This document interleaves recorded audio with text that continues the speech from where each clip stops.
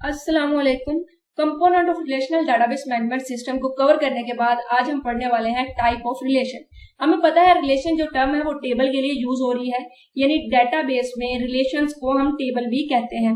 Table क्या होता है? रो और कॉलम होते हैं जिसमें डाटा स्टोर होता है। अब इसकी तीन तरह की टाइप होती है डेटाबेस में, एक base table, query, result and view. तो बेस टेबल ऐसे टेबल होते हैं जिन्हें यूजर क्रिएट करता है, यानी डेटाबेस में वो एग्जिस्ट करेंगे, उनको क्रिएट किया जाएगा और फिर उनमें डाटा हम एंटर करेंगे, सेव करेंगे। अब बेस टेबल क्या है? ये एग्जिस्ट करेंगे डेटाबेस में और इन्हें यूजर क्रिएट कर रहा होगा। ये किसी दूसरे टेबल से डिराइव नहीं हो रहे, लेकिन ये क्या है किया गया? यूजर ने इन्हें क्रिएट किया, इन्हें डिराइव नहीं किया गया।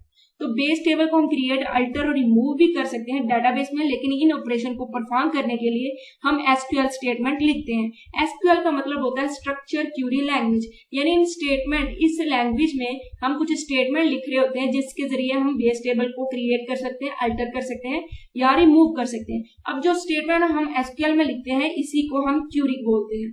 तो यहाँ पर दूसरा टेबल हमारे पास आ गया क्यूरी रिजल्ट, यानी बेस टेबल पर हम कुछ ना कुछ क्यूरी लगा रहे होंगे। तो क्यूरी एक तरह का क्वेश्चन भी हो सकता है और रिक्वेस्ट भी हो सकती है। यानी क्वेश्चन हो सकता है कि मेरा ये क्वेश्चन है कि इस तरह के स्टूडेंट का डाटा दे दो, और इसी तरह रिक्वेस्ट भी हो सकती है कि आप ये वाला टेबल क्रिएट कर दे, आप इस टेबल को रिमूव कर दें या इसको मॉडिफाई कर दें। तो क्यूरी बेसिकली क्या है? एक क्वेश्चन भी है और रिक्वेस्ट भी है जो कि यूजर आस्क करेगा, यानी यूजर चाह रहा है कि डेटाबेस मैनेजमेंट सिस्टम से कि मुझे इस तरह के क्वेश्चन का आंसर दे दो। तो उसके लिए वो डिफरेंट ऑपरेशन परफॉर्म कर सकता है टेबल पर इसके जरिए, क्यूरी के जरिए। यहाँ पर उन्होंने एग्जांपल देके यूजर चाहता है कि वो स्टूडेंट जिनका ग्रेड ए है उनको देखे, उनका सारे का सारा उनका डाटा देखे, किन स्टूडेंट का जिनका ग्रेड ए है।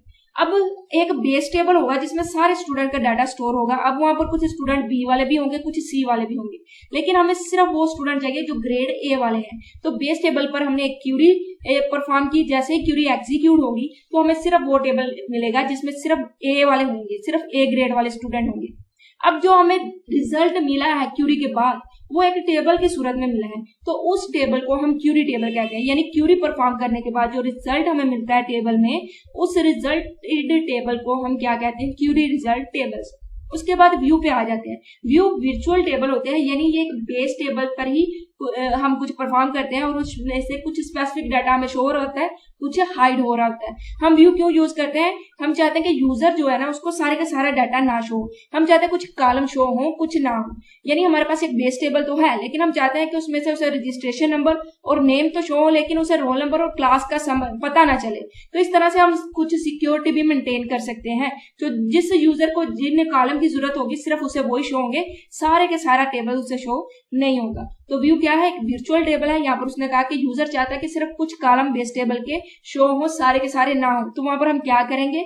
हम व्यू बना लेंगे। तो व्यू को हम इस तरह से क्रिएट कर सकते हैं इस रिक्वेस्ट को फुलफिल करने के लिए, यानी हाइड करने के लिए कुछ कॉलम्स को।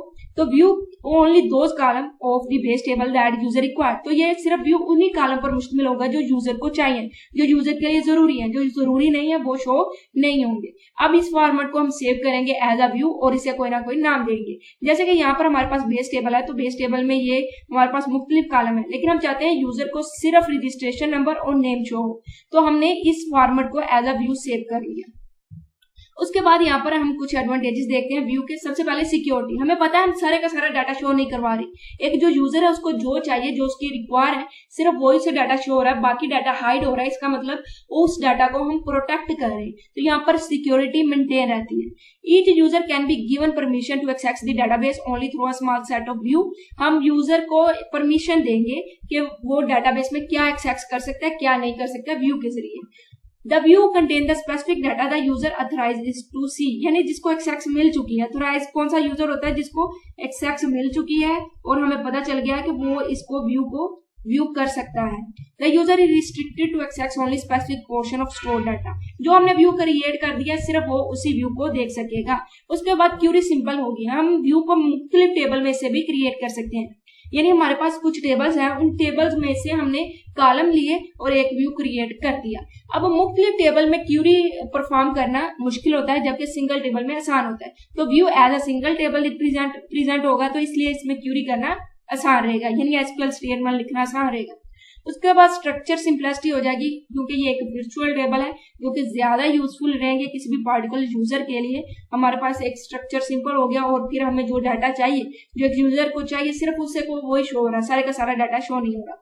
उसके अलावा इंसुलेशन फ्रॉम चेंज, यानी हमने जो व्यू जिस टेबल में से क्रिएट किया, हमें पता है बेस टेबल में से हम व्यू क्रिएट कर रहे हैं, बेस टेबल में से क्यूरी रिजल्ट क्रिएट हो रहा है, तो जो बेस टेबल है अगर हम उसको बाद में स्प्लिट करें, रीस्ट्रक्चर करें, उसका इस व्यू पर कोई भी असर नहीं होगा। यानी व्यू क्या रहेगा, कंसिस्टेंस रहेगा और अनचेंज इमेज रहेगी structure of the database if the underlying source table are split और रीस्ट्रक्चर। चाहे फिर वो टेबल स्प्लिट हो या रीस्ट्रक्चर हो, लेकिन व्यू जो हमने बना दिया वो वैसे का वैसा ही रहेगा।